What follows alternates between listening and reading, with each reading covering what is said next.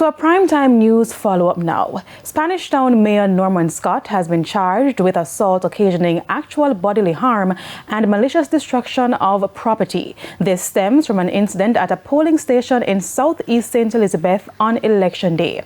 According to police reports, Scott visited the polling station and stayed a little longer than the allotted time. A commotion ensued after one of the agents informed him that his time was up. Another agent who attempted to intervene was allegedly struck to the face by Scott before his security detail removed him from the location. She reported the matter to the police and an investigation was launched into the matter. Mayor Scott is scheduled to appear in the Santa Cruz Parish Court on Monday, October 13.